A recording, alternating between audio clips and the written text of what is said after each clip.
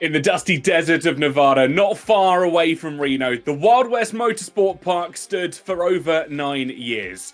One of the more exhilarating off-road truck dirt racing courses within the western United States. And today it plays host to the Wild West 50. Off the back of the Indy 500, our drivers are hopping into slightly less powerful machinery, but I guarantee the action will be, if not more, as we head into what will be a thrilling round. My name's Tom Knight, here to take you through all of the action that happens here today. And alongside me, as always, is the wonderful John Harris. John, how are you? First of all, such a wonderful compliment. Thank you ever so much. I'm not worthy of that, but I'm looking forward to this one. It's kind of one of those, well, wild combos. It's kind of in the name. But two-wheel drive, great big suspension, off-road with loads of jumps. What more is there to love about this? I think the drivers are going to be quite wild in this one. And with the championship heating up towards the end, who knows? They might go for dangerous moves. They certainly will. Of course, 2 rounds to go here in the summer shake-up season of our first ever endeavour into iRacing. And our drivers, I think, to say, have had an absolute blast over a multiple series and chaos and conundrums of various tracks and car combos. I, for one, have been enduring and watching as we've gone along from home. We have got the standings that we can show along at home. And if you see them up on your screens at the moment, Kamikaze at the top with a staggering 2,335 points. Just behind him, Sparks on 2,044. And the rest of the top 10, Aidan Pole, Brendan Hyperstar, who of course was victorious in not only the Indy 500, but of course the other oval race that we've run here this year at the Vegas Super Speedway. Matt 212 steps into 5th place with Ancephalosis in 6th. Aerotech starts 7th, is 7th on the standings, with Strasner in 8th, Blueberry in 9th, who I've been told is racing on a controller here this afternoon, and Zupreme TV rounds out the top 10 in the championship standings. Yeah, there's been a little bit of a problem for Blueberry's pedals, by what I gather. So, unfortunately, if you can't hit the throttle pedal, you can't do much around any racing game. So, there you go. Sometimes it happens, but credit to them for trying to get through on controller. It will be very difficult. Although, I will say, as we see that lovely police livery going by just then, but I will say it's probably one of the easier combinations to drive. You don't have that snappiness of tarmac, so as we see 3 wide already in the practice session. Love to see it. This is what we are looking forward to here. But this truck is something else, really. It is 400 brake horsepower, 2-wheel drive only, and as you can see, it goes like the wind in a straight line. However, in the corners, you have to be a little bit on the, not on the ragged edge, but like on a balance. You have to get it sideways, exactly like Brendan Hyperstar is demonstrating right there, but not too much. It doesn't have the 4-wheel drive to pull it out of the corner, so quite technical here. Also to note that Brendan Hyperstar might have wanted to have the overround counting in the championship, because that would have brought it much closer together, but alas, that is what a special event is for. The comebacks from a lot of drivers, though, from mid-season onwards, has put Kamikaze under pressure at the end of the season here.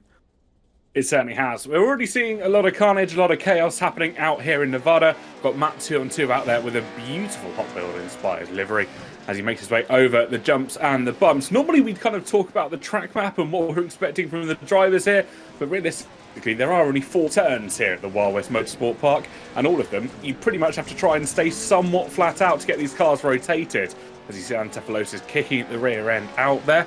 You can see that most times you've got the 2 classes, so to speak, of these off-road trucks in iRacing. You've got the Pro 2s, which are 2-wheel drives, and the Pro 4s, which are 4-wheel drive. The clue is roughly in their name. Oh, look at that Scandinavian flick from Blueberry. My days, that was good. But you can see with the controller, very snappy, the steering, so that will be a problem perhaps in the race with the tyre wear or overheating or just snappiness. But yeah, as you explained, the Pro 2 is 2-wheel drive, rear-wheel drive, and Pro 4 has extra brake horsepower, a lot more actually, and the 4-wheel drive system. So there's a lot to go around. We got Aerotech, which is one of those liveries, not exactly sure which one, but we've got Monkey Mat as well with the Cookie Monster livery. Love to see that. Certainly is indeed. It's fantastic to see all of our creators turning up week in, week out with quite often the most beautiful of liveries in and amongst the screens, because they quite a lot of them will put time and effort into making them all work, making them look absolutely stunning. And as we have been told by a producer in the background, there are 2 cop cars out there this afternoon, both driven by Ancephalosis and Super Noodle Bagel. As you can see, Monkey Matt there just creeping around the back into what essentially is pit road here in Nevada, just making his way into what would have been essentially a grid box or a pit box. Of course, slightly different when we head and trade tarmac for dirt. Yeah, I'm trying to figure out which one is the best livery right now. You've got Matt212 with that Hot Wheels livery. You've got Killer Cleo with a fluorescent yellow livery, as per her branding, which I love to see. Kamikaze's gone for the all red livery, trying to replicate Ferrari, I guess, in winning everything. I mean, but I have something to say for that Cookie Monster livery as well. So, love drivers being creative out here. I love to see that. But yeah, we'll be getting underway with qualifying in just a few seconds' time. We certainly will. One notable entry that I want to say for the liveries has to be Brendan Hyperstar. I don't know if you're able to see it on your screens, or at least when we get into qualifying. Running what is essentially the most custom of liveries for this afternoon's event, just claiming that he is the back-to-back oval champion of the Crate Series. Obviously, after winning both Vegas and the Indianapolis 500 that we saw just a couple of weeks ago, actually, if you can think your minds back that far. And of course, as you said, Killer Cleo running that luminous yellow and black, which is obviously a rather trademark for Cleo. It's one that I can tell from first-hand experience, you do not miss in your rearview mirror. No, it's for sure. It's almost like a psychological play there at that point. I want to say also, did Kamikaze run out of paint for his truck? Because you've got the top that's painted brilliantly, and then the bottom is another shade of red. So I'm not quite sure if he had to mix some other paint in there. But obviously the budget running thin after all of those race victories and the champagne.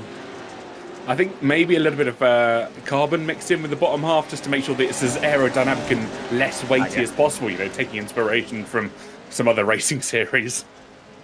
Yes, entirely. That's a good... we'll go with that one. That sounds like most plausible. As qualifying is underway, but it looks like the battles are really raging here for quali, as Kamikaze getting a little bit, I won't say held up, but definitely not being able to take the optimal line. That is just something you'll see quite a lot, is drivers trying to steam up the inside and then just rotating too much. And like we saw, for example, in our WRC series, it just snaps on you and there's nothing you can do about it apart from get off that throttle and just try and get the traction back. But it does mean that you have to be very consistent and very thoughtful of how to overtake around here, and we might see some literally laps where cars go side by side and can't get an advantage. Well, speaking of drivers going side by side, I just saw in the background of one of our shots of Blueberry having issues. So the fastest doggo, certainly not anticipating well how things were going to go tonight. Brendan Hyperstar in that beautiful VR setup that he's got, able to do what essentially will be a full 360 look about that cockpit. And it must be terrifying going over all these bumps and jumps when you've got essentially you're immersed so deeply into the racing. I'm just imagining the Harry Potter scene where they're in the car, they look behind them, and he just looks behind and there's Kamikaze in the rearview mirrors right there. And I'm hoping that happens now during the race, because that would be awesome to see Brendan just look behind to see what's going on. I'm not sure what the rear view visibility is like, probably not good whatsoever, but yeah, I mean, VR in anything is so nice, just to be able to look to the apex, especially in these, what I like to call stadium trucks. I know it's not the proper terminology, but you're going sideways and you can just look exactly where you're going, look around you where everybody is, and the immersion is just amazing, especially on this hill, where you're just looking over the entire valley. It's something special. I can't imagine the rear view would be anything rather particular. You can see the big, essentially the fans and the radiators for the engines just sticking out. You wouldn't see much apart from maybe the odd nose, or depending on how close the other drivers are. In and amongst you, we've got some results coming in for qualifying. It's Kamikaze, Shock Horror, that stands atop the timings at the moment with a 53.242. Just behind him, Punju sneaks up into second with Monkey Matt in third. Brendan Hyperstar, who's performed so well on the ovals, not necessarily finding the grip that he requires here on the dirt roads, with Matt212 in fifth, Sparks in sixth. Hopefully we don't see many Sparks here this afternoon, with Ryan L in seventh and Cephalosis in eighth, and Els Indriani in ninth at the moment, replicating her race number. Yeah, indeed. The Punju tradition of going well on anything dirt or where you need to have good visibility with those triple screens that he has is certainly working out for the moment. P3 just beaten though by Ancephalosis into P2 there, but Kamikaze 0.6 of a second clear at the moment. I mean, there's a trend. There has been a trend on anything to do with gravel or dirt, where Kamikaze has always been toward the top. Probably it will suit him as well, the rear-wheel drive. But I would say Monkey Matt has a lot of experience with everything that's off-road, so I wouldn't rule him out either. And probably a few drivers are just still getting used to the car and the track, so I will have to wait and see. Definitely very different compared to the Legends cars that we had around here the previous time out. Absolutely, and you alluded to the history that Monkey Matt has. It's absolutely fantastic. He used to have it in his bio on Discord, which is one thing I was about to refer back to. However, he's now changed it. I believe quite successful in the rallycross elements of iRacing, from what I remember. Yeah, and also he participated in a final of WRC Esports. Yes. Sadly, not the same final as me, but literally a year too early. But very, very talented to do with anything with off-road. So yeah, he has a huge amount of experience over multiple years. Even New Zealand esports, I think, in the WRC series as well. So, but as you said, in iRacing on the Rallycross, if I'm not mistaken, as well. So he's got so much talent and so many things that he can draw on, especially with the side-by-side racing, which can be very useful, as that was hugely wide for Blueberry, just completely 45 degrees sideways, but that was well held, and Ryan just tapping the wall, trying to get the absolute most amount of traction out of the vehicle as possible. Will it be an improvement from P8? No, sadly not, because Blueberry goes up to P6, dropping Ryan to 9th. Yeah, times are coming thick and fast here as Killer Cleo, we watch on board, or at least from a spectator's point of view, just behind them is going to be the Cookie Monster, which is, again, not something you particularly would want to have chasing down in your rearview mirror. Could be rather off-putting as they make their way down towards the line. Couple of jumps to go. They will cross that timing beam. Where does that put them on our timing chart? And they do go 11th place. A little bit off pace at the moment, but they will look to try and improve as they head into the race situation. It's something we've seen sort of week in, week out. Cleo doesn't necessarily have the best time over those one-lap pace, but the moment she gets into the racing and actually in the flow of the event, she really starts to pick up a standing. Indeed, she's got the racecraft once she gets into the race, but she struggled a bit with qualifying, as you've been saying. So, yeah, a bit difficult, but it's there. When everything comes together, the pace is there, so nothing to worry about at the moment, especially with the trucks here. Qualifying isn't as important as everywhere else, because the opportunities to overtake on lap 1 are quite prolific, let's put it that way, especially with people making mistakes. So I've just had a view on Sparks there in P8 at the moment as Ryan improves to... no, that was El Zindrani improving, if I'm correct, to P10. But yeah, a lot of difficulty for Sparks when he needs to win this event to have a chance in the championship, and Kamikaze needs to finish well down the order. So at the moment it's all going Kamikaze's way, but it's very early in the session still. Sorry, I've just seen the camera pulled up for Blueberry there. They don't know him on controller. F's in the chat, I believe that says, just on the right-hand side. And it is one that's really interesting to watch. We can see from the off-board sort of point of view from these cameras. You see just how much the wheel is flicking left and right as they try and get something dialed in over this course. The fact they're currently sitting in P6 is absolutely incredible, as Kamikaze has decided to go even faster here this afternoon. F's in the chat for the G920 is what our producer just told us. Yeah, I was kind of like trying to figure out what that meant, and I arrived at the same conclusion at the same time as Gareth. So, the pedals going on the... I guess it's, just use, to be honest. Old sim equipment wears out eventually. And for Blueberry, it's just happened a couple of races too soon into the season, that's for sure. But on a controller, you need to have the saturation turned up, which is why the steering is going from left to right literally in a few milliseconds, because you need to counter steer, and it's a compromise really. You will get very snappy, inconsistent turning, but at least you won't be spinning all the time, and that's a severe compromise. But they seem to be making it work in P6, so it's not too bad, as there's a bit of bodywork there that has fallen off of the car of, I'm going to guess it's Super Noodle Bagel, although it could be Ancephalosis.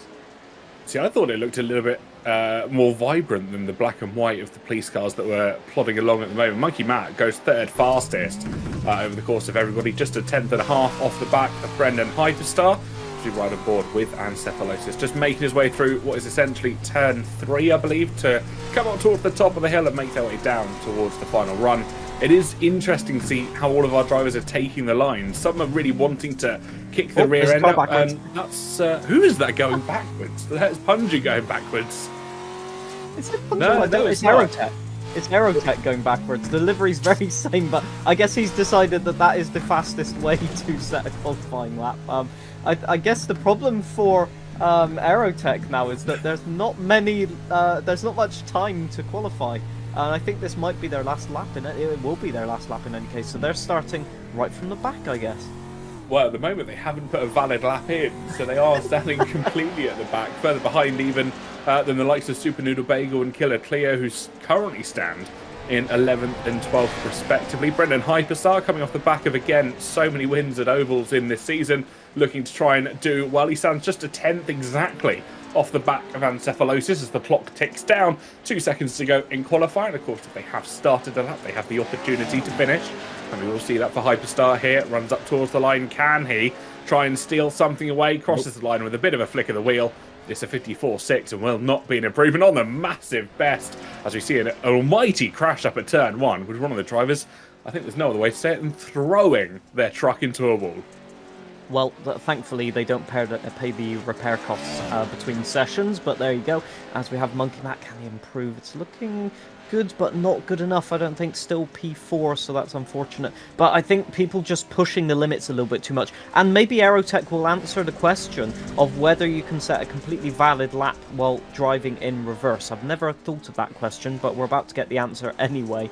Yeah, it's a shout out to Ancephalosis, by the way, who's put in a really good qualifying session to slot into P2. He's gone back to the pits, so unfortunately Aerotech will not be setting a valid lap. Oh, Aerotech, why spoil the show, eh? Well, here's your qualifying order for today. It's Kamikaze that starts on top. Ancephalosis will start second.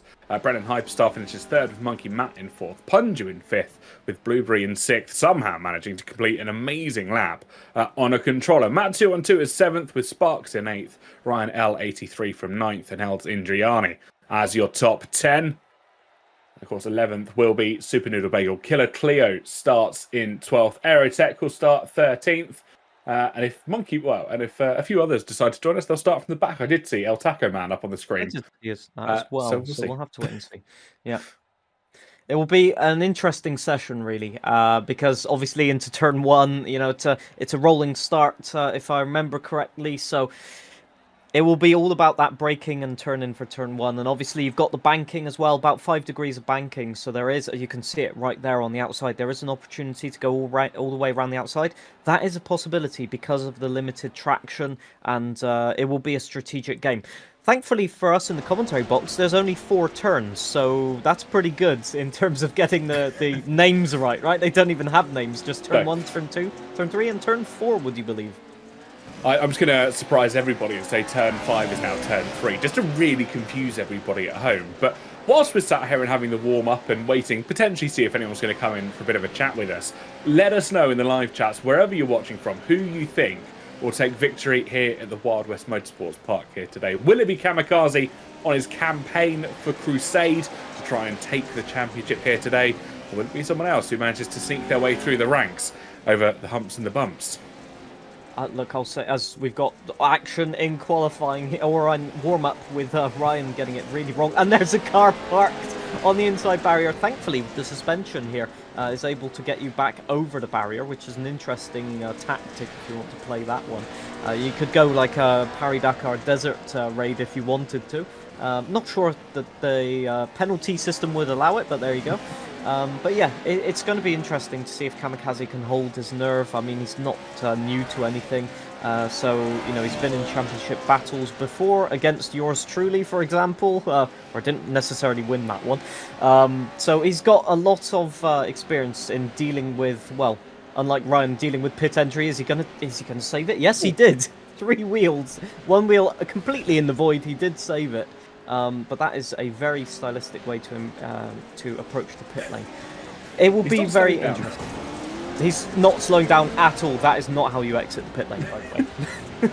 I'll give you a little fun fact as well for those watching along at home who may be thinking, and we saw the car go up on the barriers, what happens if they get stuck over them? Because you mentioned the suspension being able to save them somewhat.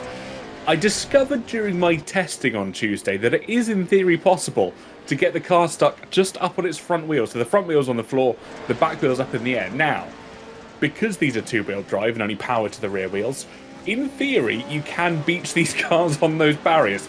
Don't ask me how I found out. Oh, I'll have to get that story at some point because that sounds like a legendary mess up, if you ask me.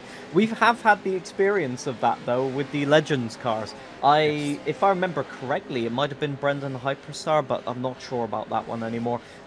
Just getting it stuck on the inside of turn 2, if I remember correctly. Just getting an oversteer, keeping the throttle planted, and as you described, just beaching it completely on the inside. It might have been Blueberry actually.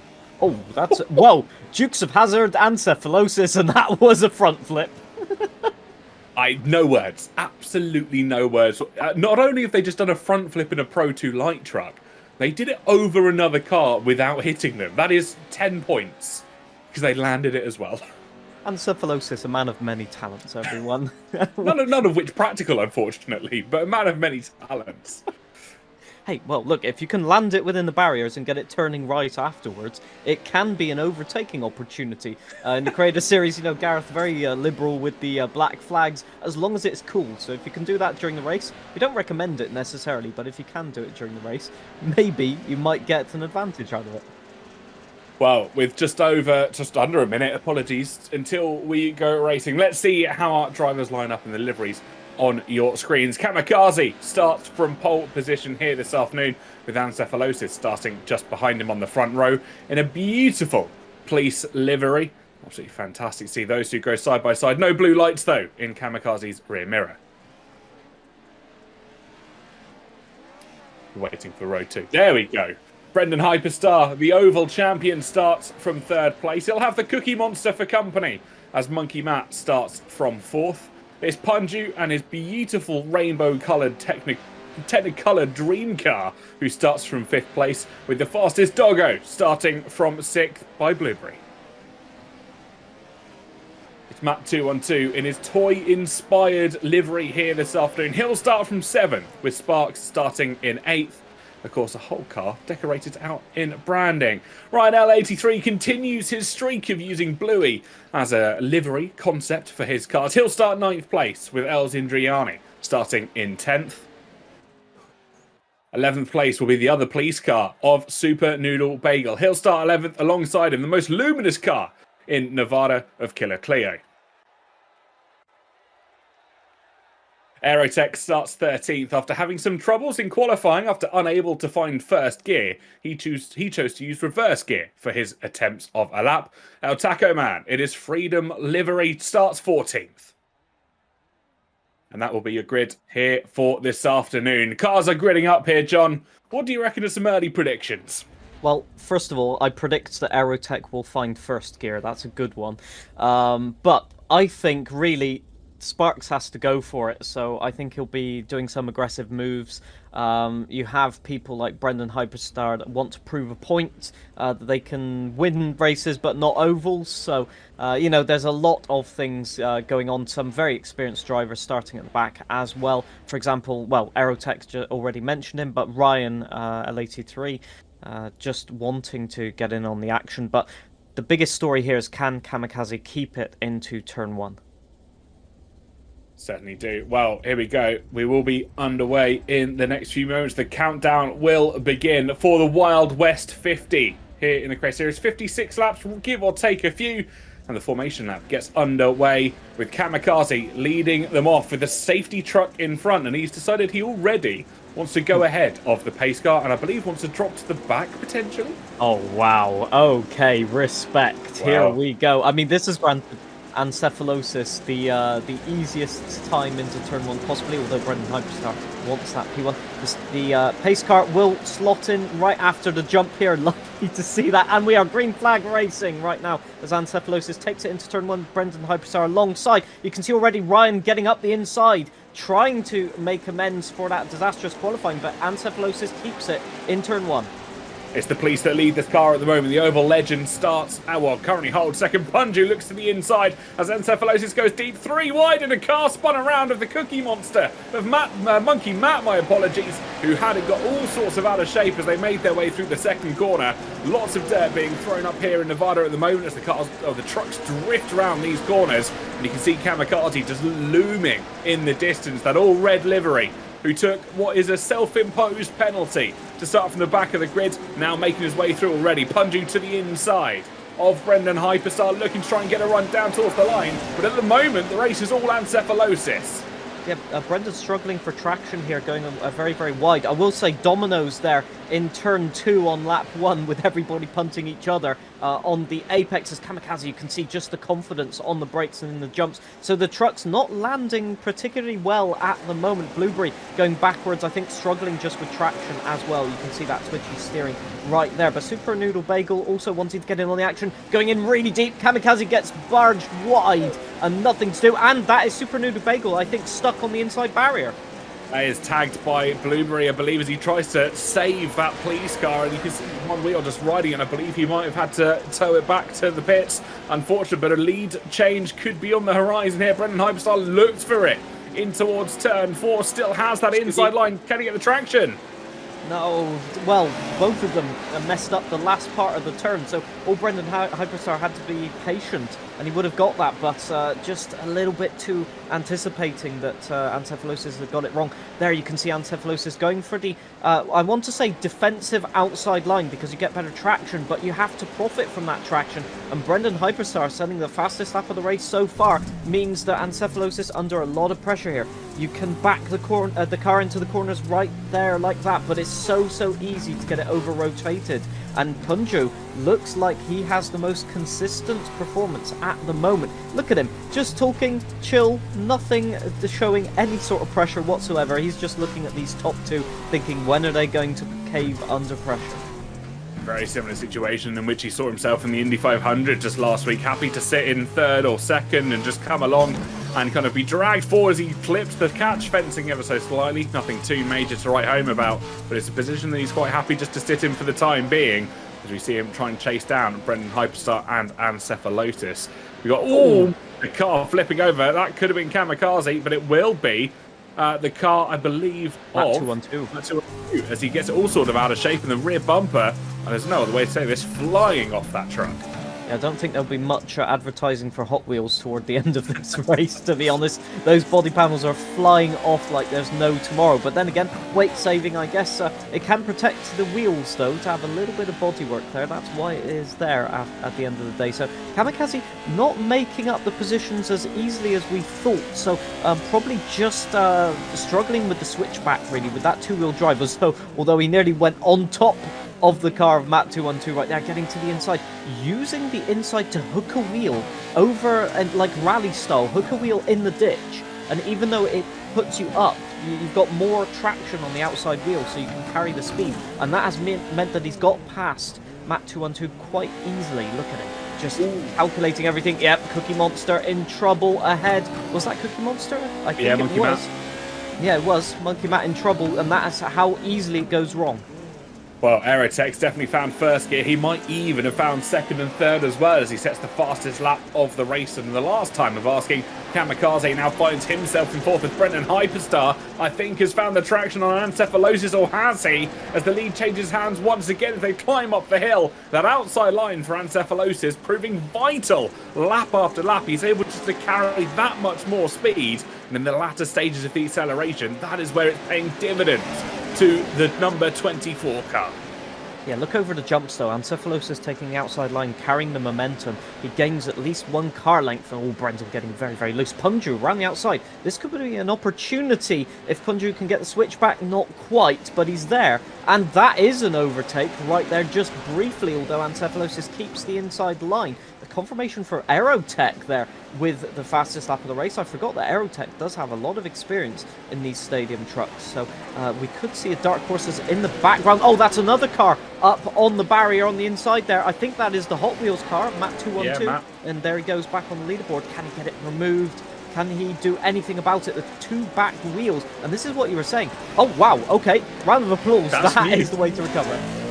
He's going to come into the pit lane and out of the pit lane to recover what was almost certainly going to have to be a tow. He's not lost too much time. At least he will be able to recover what he has lost. We see Punji now makes his way up to second place to battle it out with Ancephalosis. Brendan Hyperstar really not having the best time here, although he looks again to that inside line. He gets the initial traction off the launch, but the overspeed that Ancephalosis and now Punji get on the outside line is proving absolutely critical here at the moment. And just going back to what you said about Aerotech, two names with A's that I've got confused. Aerotech is a well-experienced drifter. He has a lot of experience in drifting and competition, so these cars probably step right into his wheelhouse.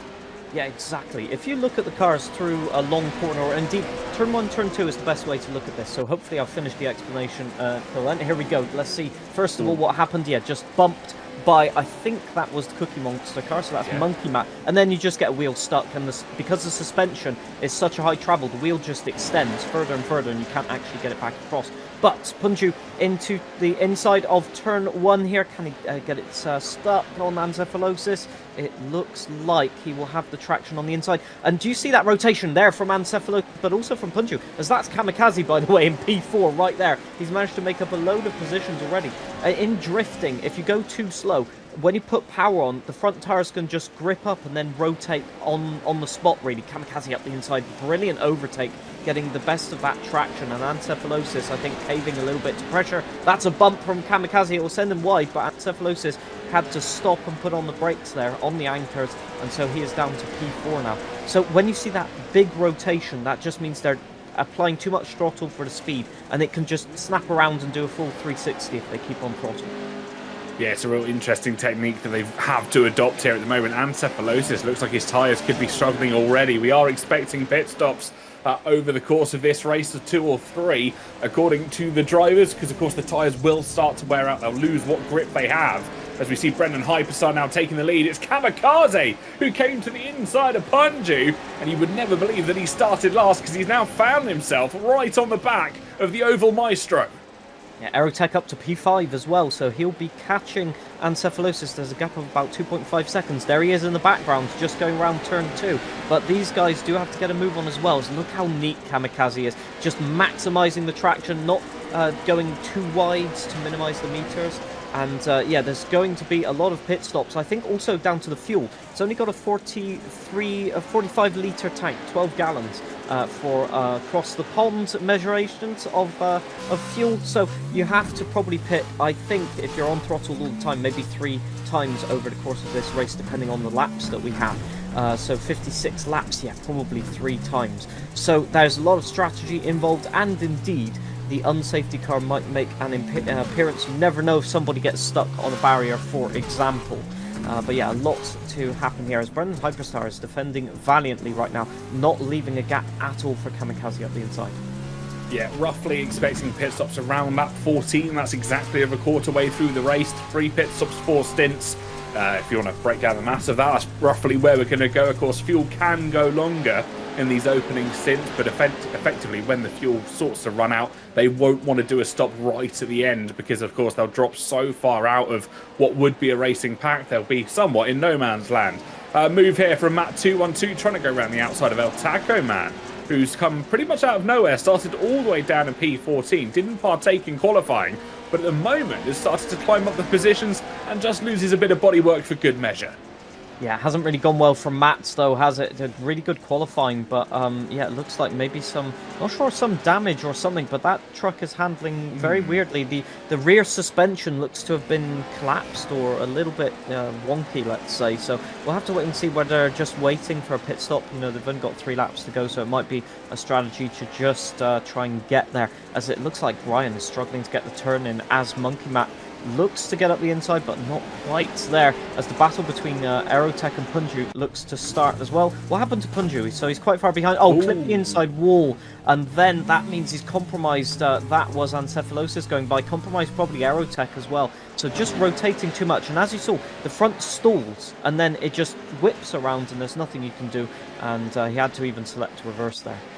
Yeah, you tag that barrier on the inside, and essentially, because the front wheels aren't powered, you don't have the ability to recover a slide as much as you'd like. These cars don't carry, as much as it may look like it, they don't carry that much speed through the corners, so you don't have the ability to even just lay off throttle, hope the car kind of comes round by itself. By the time you're committed, by the time you tap that barrier, it is pretty much a sentence of you heading into the wall and being unable to recover, unless you find reverse gear to pull yourself out of it. As you do see here, Kamikaze on the rear of Brendan Hyperstar, well and truly back in this race. I don't think it was ever a doubt in any of our minds that this was going to be the situation that we ended up in. You can see him just almost playing with his food before he decides to strike. Yeah, Brendan Hyperstar, very, very quick driver here, and the quali lap from Kamikaze of 5/10 clear will be playing on everyone's mind when they're in a battle with him. They know that he has the pace, and it's all about not letting him get those gaps up the inside, for example, right there. And if there is a defensive move here to just keep the momentum, make sure you make the apex, and there's not much Kamikaze can do about it, because look at that gap, it just closes, and then Kamikaze can't get on the power because he has to keep it tight to the inside as well. So there is a very good defensive line happening from Brendan here, where he's prioritizing the exit speed. And as long as Kamikaze doesn't get up the inside, or even around the outside, there's not much he can do at this stage, although he's as close as he's ever been right now, even nudging Brendan Hyperstar, which is going to send both of them wide, probably. This is the pro truck equivalent of essentially bump drafting in NASCAR that we're seeing here. As you can see just how close they were. He has backed off for the time being, as we've got the back marker of Super Noodle Bagel to deal with, and he comes into the pits on lap 14. Pretty much as expected. Did he get the car slowed down, or the truck slowed down enough? Because I think he spent about 90% of that pit entry off of those four wheels. Would we expect anything else from Kamikaze? Quite literally, I don't think so. He's always been doing that just over the limit, and I do love to see that sideways entry into the pits. As here is a battle right now with Aerotech just trying to get away from Ancephalosis now. The move was done, I think, into turn 1. So you can see Ancephalosis just struggling with the traction now. Look, you've got Aerotech pulling at least a car length there, maybe 2 now at this point. And that will eventually wear down your tires, overheat your tires perhaps, and it's all about that aggressive turn-in that you can see Aerotech got, and that's going to gain him another car length as Ancephalosis goes a little bit deep, trying to keep the tires lit up right now. He's still sideways up to the jumps, and now he's got it all sorted out, but look at that, 5 car lengths in 1 lap, and Ancephalosis in the pits right now. So, as you said, on lap 14. Yeah, I was kind of guessing that's what he was setting up for and prepping for when we saw him move to what would be the inside of the corner, but then he had a massive moment. The car snapped back out to the outside. So I was kind of doubting myself as to whether he was going to go into the pits. He does so in the end. We ride here with Punju, who I believe has made their stop already. No, they haven't. They're holding on for the time being. They're trying to make their way through, standing in P12 after what was an unfortunate bump into the wall. It looks like Punju has made their yes. stop. I'm just looking at the data here. It took a while to update. Updated literally while you were speaking, I think, is what happened there, which is an eternal curse in the commentary box. Is that Kamikaze spun round? I think it was. Kamikaze losing some time here. So in pitting early, he's got himself into traffic. I don't like calling drivers traffic, but to him it will be traffic as he wants to get a move on and move up the order. And that will have cost him at least, I'd say, 3 or 4 seconds by the time he got moving again. So trying to overtake El Takuman, got it down the inside already. El Takuman will even give him a bump to keep the traction going. But El Zindrani is the next target as El Takuman straight into the barriers there. That's not what you want to do. Will give you damage eventually. Oh, Matt 212 really getting it messed up in there, and that is a huge tag. That is the rear wheel broken, and I don't think he's going to be able to drag that into the pits. That is so unfortunate. Yeah, I think we're going to have to, well, I'm surprised as to what's happened there. He is stranded. We have got a safety car, safety truck out on circuit. An interesting call from race control there, considering the car is somewhat abandoned off the circuit. But alas, we have got it out nonetheless to slow the action down and to allow the marshals to sprint across and just make sure that Matt is okay. Yeah, that's so unfortunate. It is on pit entry, quite a dangerous place to be stopped on the outside of pit entry. But yeah, it looked like just tagged the separation barrier between the outside of turn 1 and the pit entry, and that just broke the entire suspension. Probably broke a drive shaft as well, and so there's no traction, no way of driving it into the pits. You could see he was trying to wiggle the steering, trying to get something sorted out. But that just indicates that Kamikaze was on the limit into the pit stop, and yeah, it could have gone much worse for him.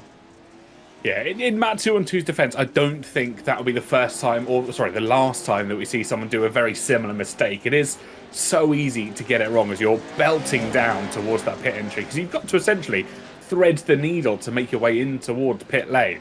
And then you are travelling at almost breakneck speeds in these cars. So it's just the finest of margins that Matt just was on the wrong side of this time. Yeah, we'll say also that this has been a huge blunder. I won't say blunder because he pitted, obviously, due to necessity. But Kamikaze is not pitted under the safety car, so will lose out in terms of time as well. As I think people jockeying for position here in the pits, I'm not exactly sure what's going on. I think they might be struggling to find their pit box right there.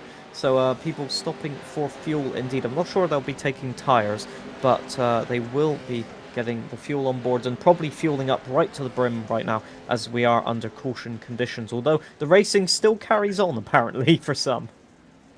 Safety car in brackets optional is what I think our creators have understood that to be here this afternoon at the moment. And you say Kamikaze sort of lost out, but he actually didn't. He has managed to find his way back to the lead of this race.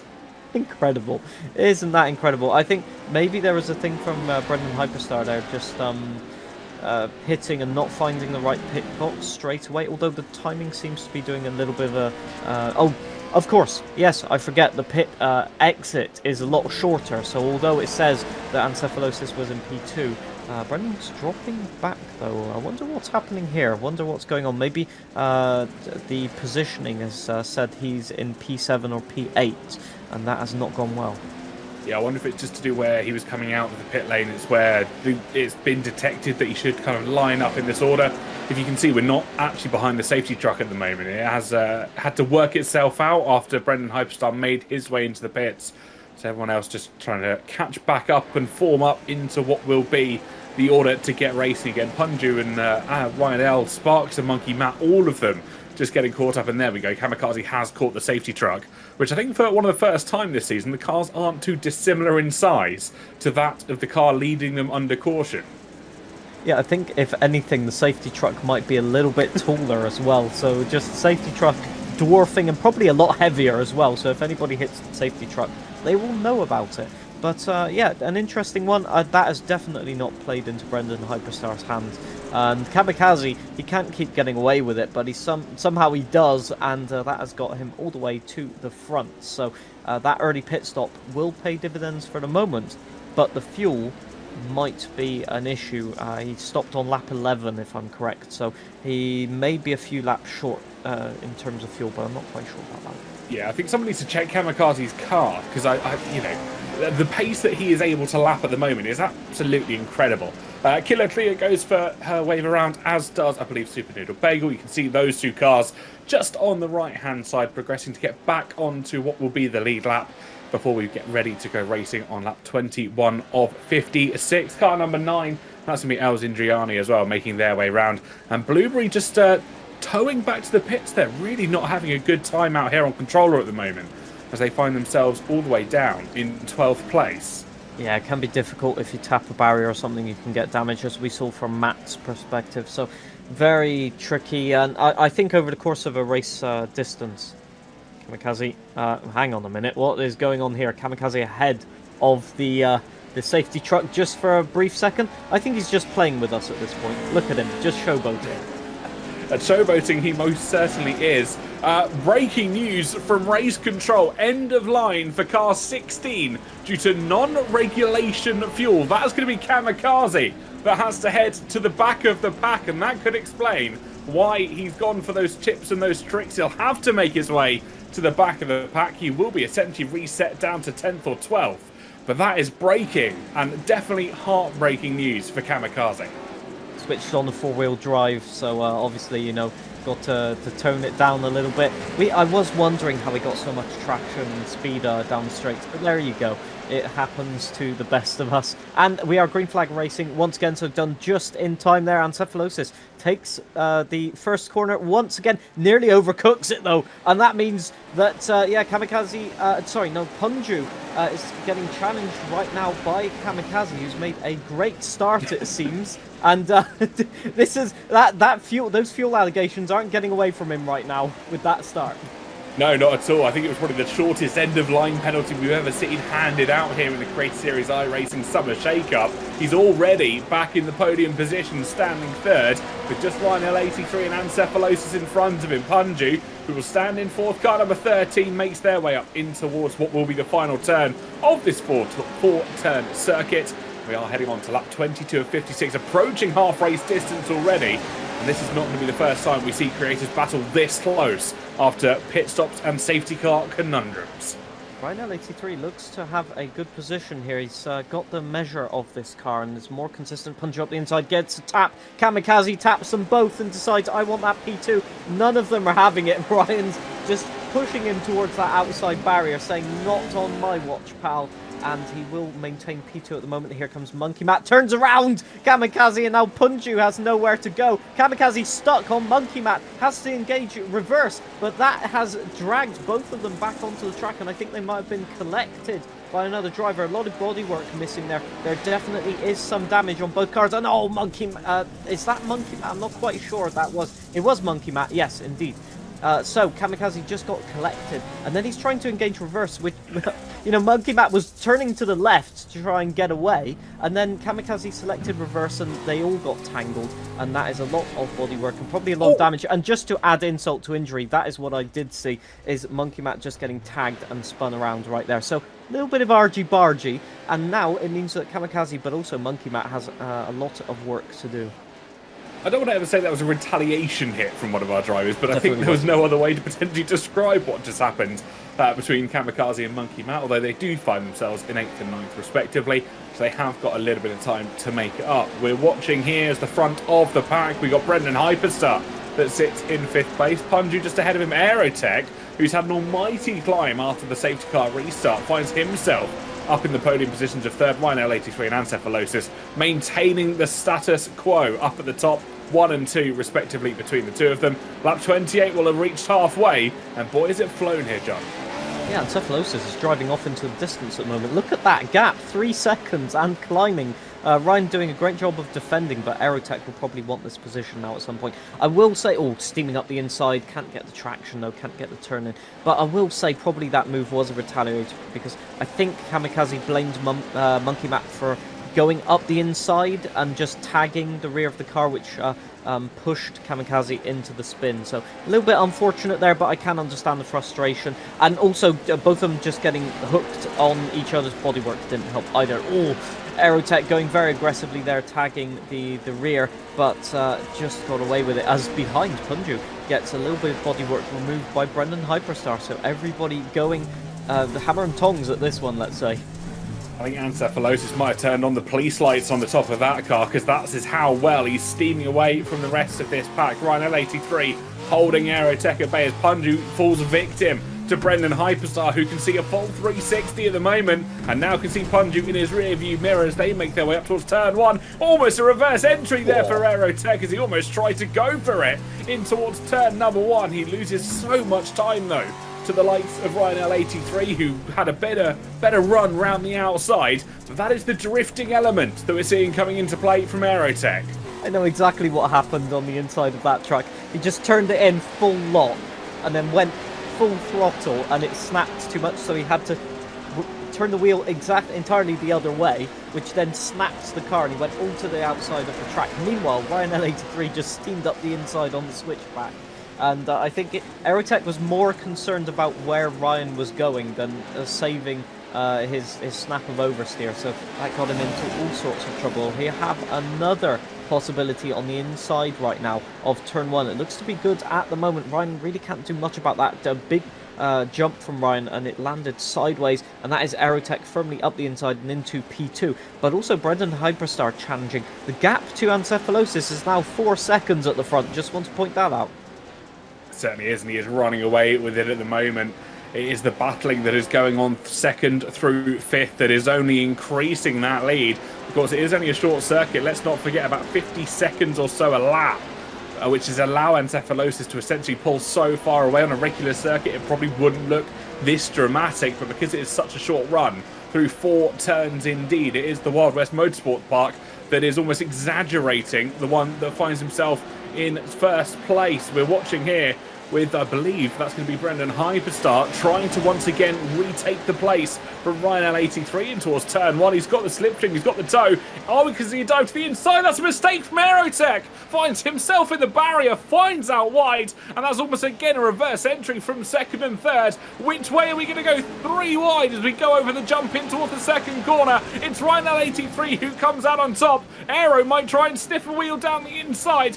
Brendan Hyperstar, though, is not going to allow it, and it's a mistake from Ryan. Yeah, he just got it stopped on the apex, just carrying a little bit too much speed, and then Brendan Hyperstar had nowhere to go there, and Aerotech back up to P2, so it returns to exactly how it was. I think that all started with Aerotech on the last jump, just getting a little bit more compression on the suspension. The rear of the car bounced up, and then he hit the brakes, and only the front tyres were gripping, and so it rotated him to the outside of the corner, and then he had to back out of it completely. So big mistake there for Aerotech, but look at the speed he's got. Still, the gap to the leader has come down by 0.5 of a second in all of that, so probably Ancephalosis having all sorts of trouble as well. Brian Hyperstar up the inside. Can he get it done this time? Ryan defending well. Oh, Brian Hyperstar up the banking there, up the barrier, but he managed to get it sorted out. That was a lucky one because you can get your wheel stuck, as we've seen before. But everybody trying to find that last millimetre to overtake, and it's not happening for the moment. Kamikaze still P8 as well. I think maybe some damage on that truck, and he's struggling a lot right now, as Monkey Matt is 8 seconds behind as well, with presumably even more damage than that. Yeah, we're approaching the start of lap 29. I wouldn't be surprised if we do see a couple of other drivers in for fuel stops here. We approached half race distance. We're over halfway through this race already. Would you believe it or not, we have gone through so fast as Ryan taps the barrier with the rear right of his car. This could allow a good opportunity for Brendan Hyperstar, my apologies, to try and make a move in towards turn 1. He's favored to the outside line, but into the pits comes Brendan Hyperstar. Aerotech sets the fastest lap of the race so far. Yeah, that's an interesting one. Aerotech has really got the hammer down right now. 1.5 seconds in one lap, and it's closing even more on this lap. That is a huge amount of pressure to put on Ancephalosis. He's had the track to himself, and look at the track conditions changing, by the way. That grip will make it even more difficult to have consistency, as the tyres will grip up and lose traction a little bit more than before. You will have the possibility to perhaps get a fastest lap, but it will be a seat of your pants type affairs. Look, Aerotech using the same trick as Kamikaze up that inside banking, just to be able to get more grip on the outer tyre to have the traction, and it's making a huge difference. That's 0.7 of a second again on this lap, and look at how Ancephalosis is pushing really hard but not getting much for it. It's a bit of a double entendre at the moment with that essentially a racing line forming, as you said, the grip that's going to be available to our drivers. And considering so many of them, as we just see with Aerotech, love throwing the rear end about to try and make it into the corners to slow the car down, that grip in a double-edged sword effectively is going to nullify the attempts to be able to do that. The car's going to grip up a lot easier. They won't be able to try and throw it in as much because the car will slide significantly less over the course of each corner. So they've got to adapt to every corner, the condition of every one, because all 4 are going to be at different stages at the moment. Yeah, there's kind of a difficulty in that the racing line can start to become a little bit polished. So you go past that optimal grip level, and then it becomes a really shiny surface, almost with like a little bit of rubber laid down on it, effectively is the best way I could describe it. Oh, look at that, for example. Ancephalosis is putting a wheel onto the dirt on the outside, which can provide you a good amount of grip for traction. So look at that drift by Kamikaze exiting the pit lane, just providing a little bit of attention there. But yeah, Cleo wants to possibly get out of the way of this one, but there's no need to do that on these tracks. You don't have to get out of the way. But that is Ryan really up the inside. Lovely overtake there. I think, yeah, that was Ryan exiting the pits, if I remember correctly, on the last lap. So, yeah, he just wants to get ahead and move on. But El Tacaman says, no, not for the moment. And, yeah, with the dirt on the outside, it can be really tricky because you think you've got grip, and then all of a sudden the rear of the car snaps, and it's over and done with. As no, El Tacaman takes it back. Yeah, the two battling out, equal age tyres between the two of them, both of them on 15 lap on tyres, as Ryan's rear end almost having a bit of damage. Oh, that's not a place you want to try and punt another car as you go over a jump. It's so easy just to unsettle these trucks, and the moment you're airborne, you are unable to do anything about it. Let's jump up to the lead of the race, though, where Aerotech has claimed first place. He's got past Encephalosis. I think there was a bit of a mistake there because Encephalosis is dropping a lot of time, 2 seconds on these first 2 corners alone, so that's not very good. Let's have a look. So on board with Encephalosis here, just bouncing a little bit, and my guess is going to go in too deep.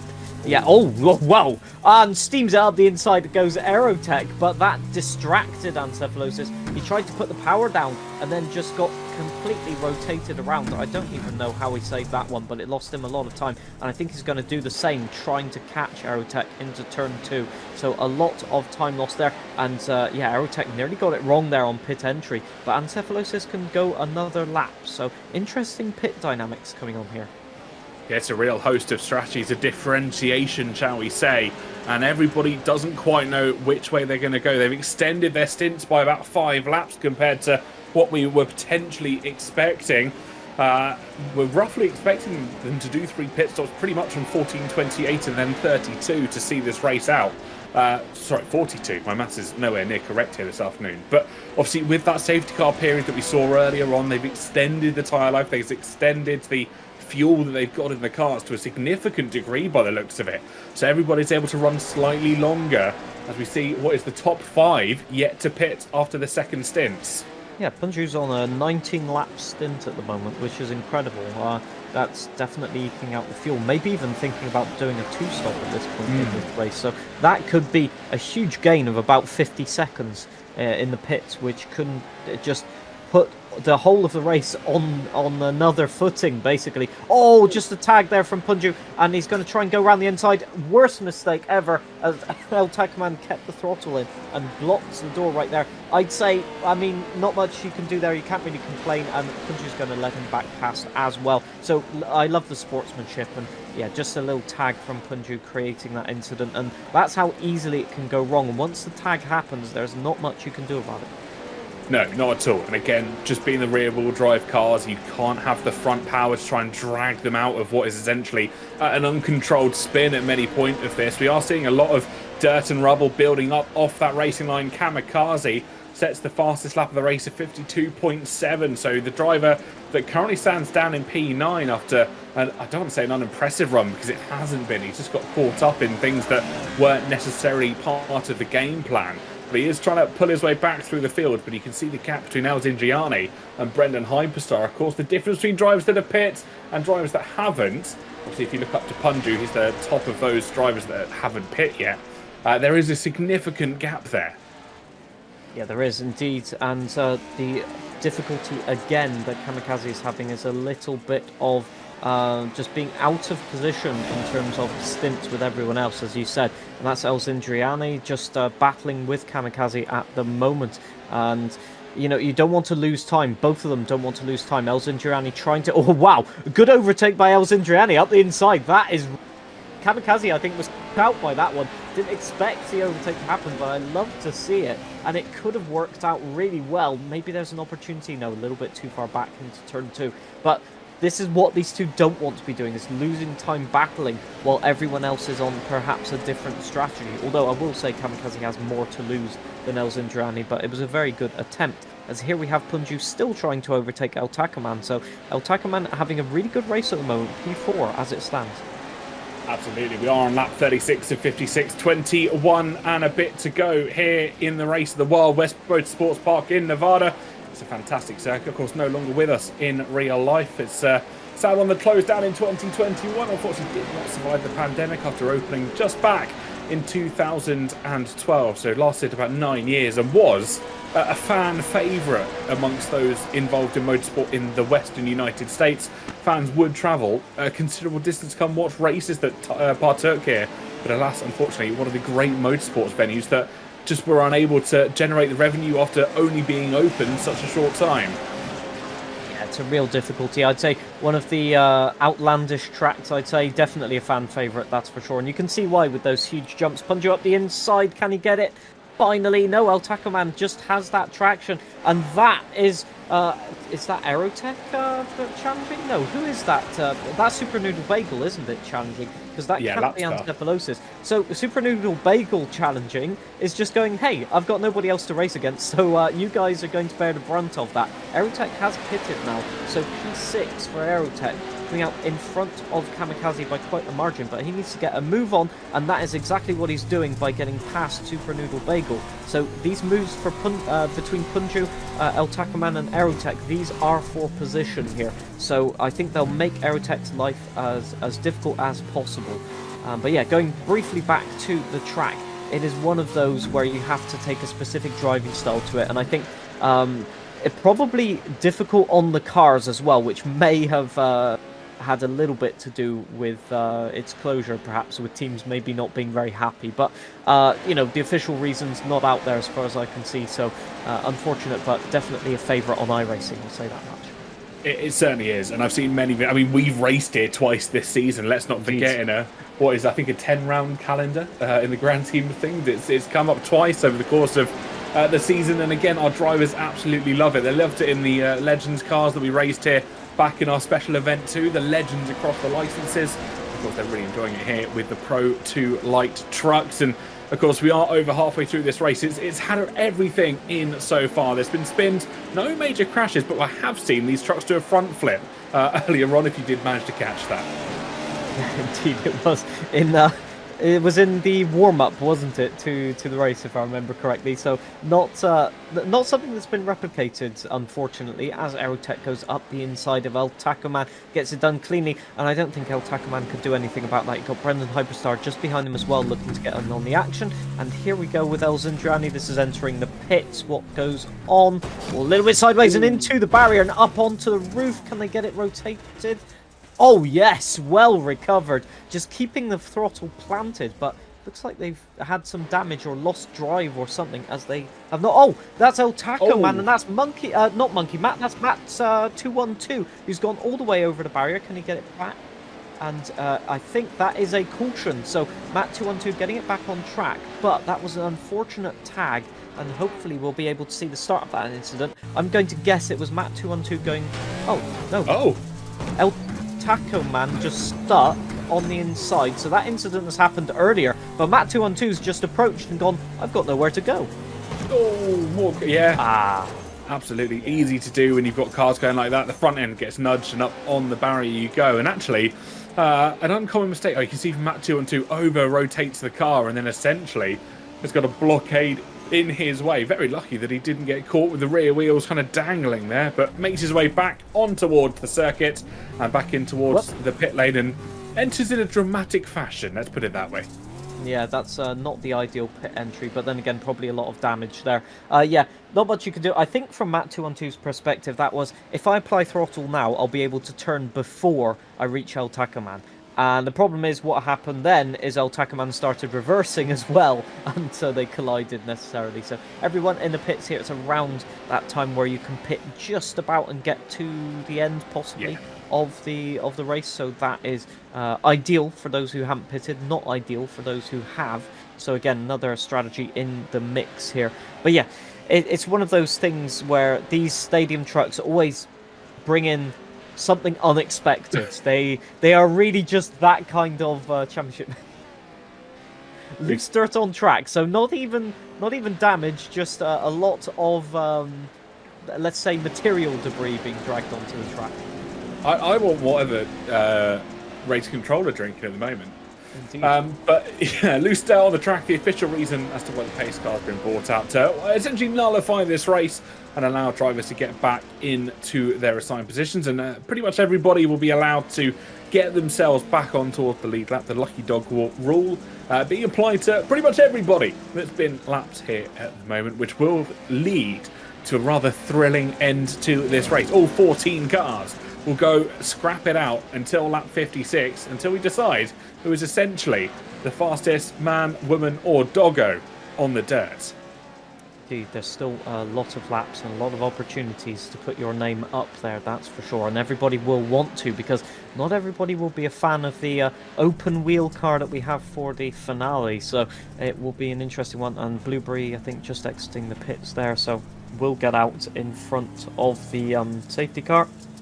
I love the fact that you have to drift through the pit exit right there. You know, it's green flag racing by that point, so you have to just go completely flat out. An interesting thing also about this championship, one of the first that I watched, the Championship Off-Road Racing Series, at about 2 a.m. I think it is, UK time. It was on, it doesn't exist anymore, the channel, but Motors TV it was on, and I remember every time I couldn't sleep, I was on there watching it. About 40 minutes of racing right there, with people just going side by side for lap after lap, and a very good memory of mine. So I have a lot of strong attachment to these type of trucks and this type of racing, and they're replicating that amount of energy right now in this race. I do remember one of the biggest crashes that I remember watching as a kid, or at least as a slightly younger motorsports fan, was watching the stadium trucks. I believe they were going, it was either through Adelaide or Brisbane, one of the two. It was down in Australia, and they were taking all the jumps, and one of the trucks just got very loose over one of the jumps and ended up pretty much flipping. With, I believe, one or two others that kind of got caught up because of just how close they're racing. I remember turning around and going, you know what, this is absolutely fantastic. It's carnage, but I love it. The on the tarmac, the ones with the artificial jumps there. Yes, okay, we are talking about the same one. Yeah, those are insane, because you have the safety barriers, which for you know, other racing series normally are overkill. You know, it's per regulation, where they have to be completely 2 times what is actually necessary for good reasons. And then these stadium trucks show up, and on the jumps they just go about 1 meter higher than the safety barriers, and you're just praying that they don't go sideways on the jumps. It is absolutely insane. And the amount of air that they get, the amount of suspension, no way. Is that no, that's Super Noodle Bagel stuck on the inside. So you said it could happen. There you go. How do you manage that on a safety car restart? I'm sure we're going to get a replay in the next couple of moments. Hopefully we'll get a view of this from on board with him. I think this is slightly earlier on from where the incident was. But you can see, you can see the pack up ahead of front of him. So maybe a little bit of anticipation as he's trying to make his way up, or maybe trying to get a lap back. I think he's trying to go for that wave round. Yeah, I'm going to guess he's going to go up the inside, and another car's not going to see him and just push him onto the barrier. Let's see. Let's see if the prediction is right. So up the inside for the moment. Nobody spotted him. Oh no. No, he's just done it by himself. I can't believe that. He's just gone to the inside, and that has just been wedged right there. He's just managed to get himself free. And it looks like we are going racing next lap, as far as I can tell. Yeah, one more lap here under the control of the pace car, which gives Super Noodle Bagel one more attempt to go for what will be a wave around. Hopefully this time he's actually able to complete a wave around without hitting quite possibly the only stationary thing on this circuit. As you see on the inside, everyone else trying to make their way around. Blueberry there just behind, I believe that was also El Zindriani, just making their way in towards the pack. And the pack looks a little bit out of order at the moment, according to our timing graphic on the left, but that will rectify itself when we get ready to go racing, because I see Punju in the background there, P9, who I believe is ahead or behind El Zindriani for whatever reason, who stands in and amongst. I wonder if El Zindriani has to go for their own wave round. Doesn't look like it. Almost looks like they're going to line up 3 rides. And there we go. El Zindriani does make her way through for her wave around. We are heading on to turn 4 at the end of this pace car period. We're about to go racing on lap 45. 12 laps to go here at the Wild West Motorsports Park. And ladies and gentlemen, do not go anywhere, because it is absolutely carnage when we go restart racing. Matt 212's promised carnage. Let's get ready to go racing again. Go waiting, and there goes Aerotech just jumping, I think, a little bit too soon. And that means that Brendan Hyperstar can get a really good drive as well, maybe around the outside. Kamikaze to the inside already, P3. So that is one to watch for. Yeah, Ryan L82 trying to get round the back. Oh, Kamikaze rotating a little bit, but still past Brendan Hyperstar with that. So a lot of jostling for position for P2 here. They're going to back it in really, really aggressively into turn 2, try and get it rotated. Looks like Brendan Hyperstar has got it done well, but that is Monkey Matt with a bit of damage. Collision with Punju, if I'm correct. Yeah, the rear fender just coming off, I think, or actually managing to hold itself on by the barest of margins. It's Aerotech the lead. Kamikaze still stands in second. Brendan Hyperstar looks to the outside, and Ryan L83 looks to try and almost make it 3 wide in towards the 4th and final corner. Kamikaze almost gets loose there. Manages to get the save in the most incredible of fashions and still has the win in his mind. Oh, did you see the steering snap? The wheels just instantly snapped to the right to correct it. Whoa, Aerotech going very aggressive on that Scandinavian flick. Tagged by Kamikaze. Kamikaze's gone round, has collected everybody. Brendan Hyperstar over the barrier. Will he be able to save it? Yes, they have. But that is a huge amount of a mess. Ryan L83 involved in that. Sparks. Monkey Matt has been spun around, if I'm correct. So a lot of people just getting damaged or getting hindered by that collision, with Kamikaze just going a little bit too deep into turn 1. That's unfortunate, and that is unfortunately the reality of racing. Sometimes 3 wide further back between Killer Cleo, I believe that's Matt 212, and Sparks getting involved. The Hot Wheels car looking for the inside. Matt 212 has said he's on his Villeneuve on the final stages of this race, and he has warned anybody not to spin him, because I think there could be dire consequences for those that maybe try and get involved. I just imagine him standing at the doorway saying, "I am the one who spins." But he's definitely going to have to put the hammer down right now, as P7 at the moment with quite a big gap to Brendan Hyperstar, as Punju a little bit under pressure from said Brendan Hyperstar. So that damage, and yeah, here we go. So Kamikaze's been spun around. That's Brendan Hyperstar and Ryan L83, and this is what happened to Monkey Matt. So getting collected, literally pushing against Brendan Hyperstar. That's Matt also driving over the top of the bonnet there, so probably quite a bit of damage there, and all the way to the back for Monkey Matt. That is so unfortunate for a collision that he had nothing really to do with. So look at that, Kamikaze all the way spun around, and he's just trying to get away. But because he just applies throttle, as I said, the car just spins around, and then he's facing Brendan Hyperstar going, hey, one of us is facing the wrong direction. Yeah, it's a really unfortunate situation that I think just all came together. It was 3 wide for a moment. Cars not necessarily noticing that others were in their peripheral vision, and unfortunately 3 does not go into 1, as we've just done the mass there in towards the first corner. As you see Brendan Hyperstar once again just launching almost backwards into these corners and getting the car slowed down appropriately. But I'm sure Punju will be a little bit on edge as he sees the rear end of Brendan Hyperstar's car sliding into the corners to try and get the car slowed down and stopped. Yeah, this is going to be an interesting one, really, because Brendan has a lot of pace. Punju has a lot of consistency, so will they be able to put each other under pressure? I have no idea. We'll have to wait and see. Sparks, remind you that Sparks needs to win this race realistically to keep the championship hopes alive. So Kamikaze in P2 at the moment is not ideal for him whatsoever. Aerotech doing his best, though, to deny the win to Kamikaze. It looks like he's putting out a 1/10 of a second or two, but not too much. As look at that traction now. It's quite bad, even toward the outside of the corner. So I think drivers will be struggling more and more in the turn 1, turn 2 complex. As we see Brendan going in really, really deep in there, trying to get the undercut on. Was that Punju? Yes, it was. Still fighting with Punju, but couldn't make it into turn 1. Maybe he'll try turn 2 around the outside. Yeah, still you can see just how locked in is Brendan Hyperstar. He's got Punju just in front of him, the number 13 Rainbow Technicolor Dream Truck, and at the moment trying to defend from that Oval Racing Maestro. It is looking to be working at the moment for Punju, although time will tell to see if Brendan Hyperstar is able to try and work his way through as the laps continue to count down here in Sparta, Nevada. It's Aerotech that still leads by over 2 seconds back to Kamikaze. Are we going to see Aero manage to hold on to this lead here? I mean, at the moment, it looks like they're even paced at the top, so really interesting. You've got Ryan backing off a little bit toward Aerotech, to be honest. Not Aerotech, Encephalosis, my apologies. So yeah, an interesting dynamic there in the fight for the podium. And it looks like Brendan's just struggling to even maintain pace with Punju, so maybe a little bit of damage on the truck since that collision. But it will be interesting to see as he's actually getting challenged by Matt212, who said he will do everything to get up the order. Well, now's his opportunity. How hard will he fight for it? We're about to find out with about 6 laps to go still. Yeah, still everything on the line here. Nobody knows which way it's going to swing because it could quite possibly go anybody's way. We know how possible it is for Kamikaze to come back right at the final moment of asking. I mean, you know that from WRC. Kamikaze sometimes just finds pace out of absolutely nowhere. Oh yeah, he's never one to rule out, even toward the end, even the last lap, he will find something. A little bit of body work there. I think Matt maybe collided with the pit entry wall, so not ideal.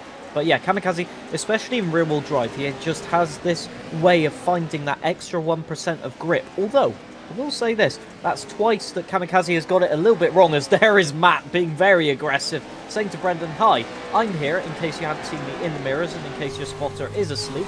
I'm going to take that position off of you, and no, I'm not interested in your opinion, it's going to happen." It looks like it has happened.